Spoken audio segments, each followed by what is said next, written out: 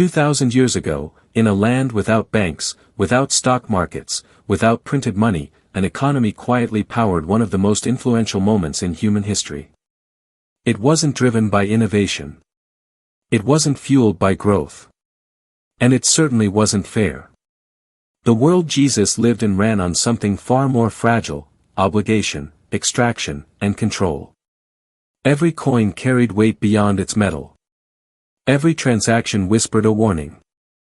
And every household, whether they understood it or not, was part of a financial system designed to funnel wealth upward, not outward. Here's the paradox: while spiritual teaching spoke of humility and compassion, the economic machinery of the time did the opposite. It rewarded proximity to power. It punished delay. And it turned faith, land, and labor into revenue streams for an empire that rarely showed its face. So what actually powered the economy during the time of Jesus? Was it agriculture? Taxation? Religion? Or something quieter, a system so normalized that most people never realized how tightly it shaped their lives? Because when that system began to strain, the signs didn't appear in palaces or temples first. They appeared in markets. In debt records. In small choices made by ordinary families trying to survive another season. If stories like this fascinate you, subscribe and join us as we uncover the hidden mechanics of global finance, past and present. And tell us, what country are you watching from? The economy of Judea did not announce itself with grand institutions. It revealed its power quietly, through fields, harvests, and coins passed hand to hand in dusty marketplaces. Most people lived close to subsistence, farming small plots of land that had been in families for generations. On the surface, it looked stable. Beneath it, pressure was building. Rome ruled from a distance, but its financial reach was intimate. Taxes were not abstract policy, they were daily reality. Levies on land, crops, trade routes, and even basic movement meant that a farmer's success was never fully his own. A good harvest did not mean security. It meant higher expectations next season. Roman administrators recorded yields carefully, converting grain and olives into numbers that determined future extraction. Ordinary families felt this first. A missed payment rarely brought immediate punishment, but it triggered something worse: debt. Local lenders, often aligned with Roman interests or elite households, stepped in with loans that appeared generous and ended predictably. Land became collateral. Time became leverage. In markets, traders noticed the change before officials did.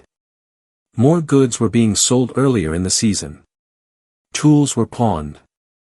Livestock changed hands quietly. The economy was still moving, but its rhythm felt strained, like a cart pulled too hard uphill. Roman officials saw efficiency. Analysts of the time would have called it compliance. But villagers sensed something slipping away. Ownership was becoming temporary. Stability was conditional.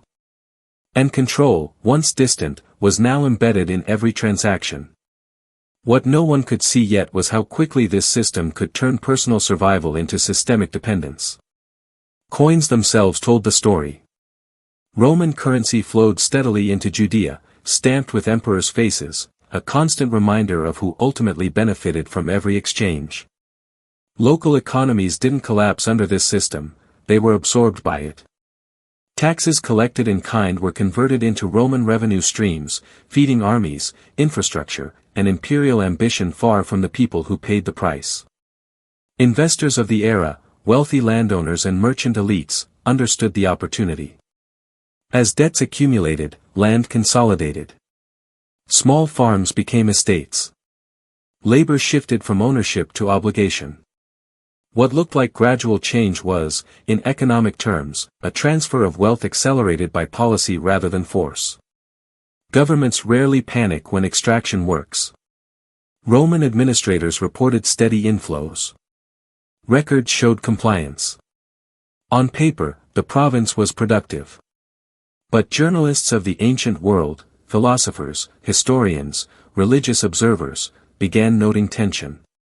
Discontent wasn't loud yet. It showed up in parables, rumors, and quiet resentment. For ordinary citizens, the consequences were immediate and emotional.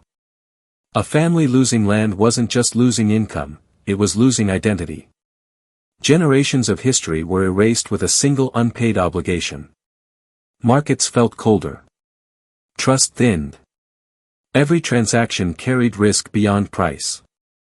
And yet, something else was growing alongside this pressure. Institutions that promised moral order began interacting with economic power. Religious authorities collected dues. Temples stored wealth. Faith and finance, once separate in spirit, were moving closer together. That convergence would change everything, not just economically, but socially and politically, in ways the empire had not fully anticipated. As economic pressure tightened, another system gained quiet influence. The temple was not only a place of worship, it was one of the most powerful financial institutions in Judea. Its authority was moral, but its impact was monetary.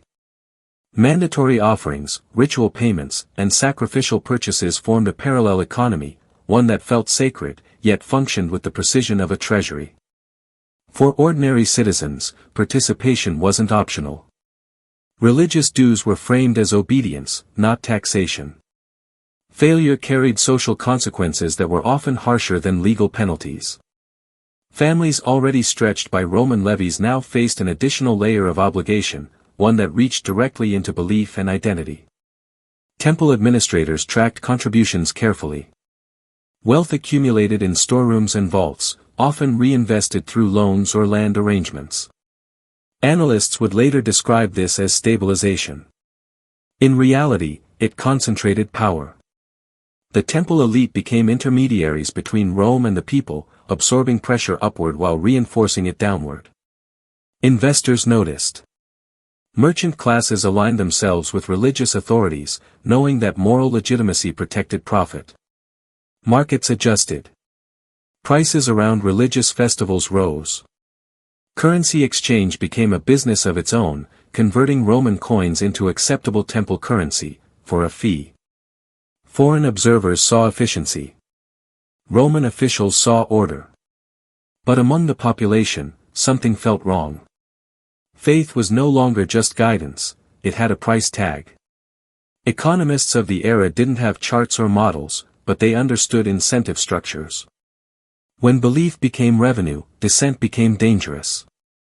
The tension was still controlled, still quiet. But it was spreading through markets and households alike, creating a pressure point no empire could fully measure. The moment awareness spread, it didn't arrive as rebellion. It arrived as unease. Traders whispered about shrinking margins. Farmers delayed offerings. Families calculated which obligation could be postponed without social ruin. The system had become too complex, too layered, for simple compliance. Roman authorities sensed the shift indirectly. Tax inflows remained stable, but enforcement costs rose. More intermediaries were needed. More records. More oversight. Governments tend to notice not when money disappears, but when effort increases to keep it flowing. Analysts, scribes, scholars, observers of law, debated the source of tension. Some blamed moral decline. Others pointed to structural imbalance. A few recognized the deeper issue, too many claims on too little surplus. When both empire and temple demanded loyalty in currency, something had to break. Foreign markets reacted subtly. Trade routes adjusted. Risk premiums rose for merchants operating in the region. Judea was still productive, but it was no longer predictable. Corporations of the ancient world, merchant houses, shipping networks, quietly diversified away exposure. For ordinary citizens, the effects were deeply personal. Anxiety followed them into markets and places of worship alike. Trust eroded not just in institutions, but in neighbors. When survival depends on constant payment, compassion becomes a luxury. It was within this environment, economically strained, morally charged, and politically fragile, that radical ideas gained traction. Not because they were loud, but because they spoke to exhaustion. The economy had not collapsed. But it had revealed its limits. By the time the strain became undeniable, the economy of Judea was still functioning, but only just. Transactions continued. Taxes were paid. Offerings were made. On the surface, stability remained. Yet beneath it, something fundamental had shifted in how people understood value, obligation, and justice. For ordinary citizens, money was no longer a neutral tool. It was a measure of moral standing, social safety, and survival. Debt carried shame. Payment signaled obedience. Forgiveness, financial or otherwise, had become rare. Economists would later recognize this as a system approaching its social limit, where efficiency begins to undermine legitimacy. Observers of the time noted a growing disconnect between wealth and righteousness. Those with the means to comply appeared favored by both empire and institution. Those without were trapped in cycles that no amount of labor could break. Markets reflected this imbalance. Consolidation accelerated. Opportunity narrowed. Governments tend to underestimate this moment. Revenue still flows, so collapse seems unlikely. Investors remain confident until confidence itself becomes the variable at risk. In Judea, the warning signs were subtle: rising resentment, moral questioning, and a quiet hunger for a different framework. It was in this space that teachings emphasizing debt forgiveness, shared wealth, and care for the poor resonated so powerfully. Not as abstract morality, but as economic relief. To many, these ideas felt less like theology and more like survival. The economy had shaped belief. Now belief was beginning to challenge the economy. The true legacy of this economic system isn't found in ledgers or tax records. It lives in the realization that financial structures shape behavior long before they shape outcomes. In Judea, money determined who felt secure, who felt worthy, and who felt seen. For analysts looking back, the lesson is clear. An economy can be efficient and still be fragile. It can generate revenue while eroding trust. It can function smoothly right up until the moment its human foundation gives way. Foreign powers moved on. Empires always do. Markets evolved. Currencies changed. But the underlying truth remained. When financial obligation outweighs human capacity, instability becomes inevitable, whether through revolt, reform, or reflection. For ordinary families, the impact lingered far beyond the era. Stories of debt, mercy, and fairness endured because they spoke to universal pressure points. Not just spiritual ones, but economic ones. In the end, the economy during the time of Jesus was powered by land, labor, taxation, and belief. But it was defined by imbalance. And its greatest influence may not have been what it produced, but what it revealed about money's ability to shape societies, quietly, persistently, and deeply. In the end, the economy of Jesus' time reminds us that money rarely announces its power. It settles into routines, obligations, and expectations until people forget it can be questioned. What looks stable on paper can feel unbearable in daily life. And when belief, authority, and finance merge, the consequences reach far beyond markets. Today's global economy is louder, faster, more complex, but the mechanics are familiar. Debt still shapes behavior. Incentives still reward proximity to power. And ordinary people still feel the weight first. The systems change. The lesson doesn't.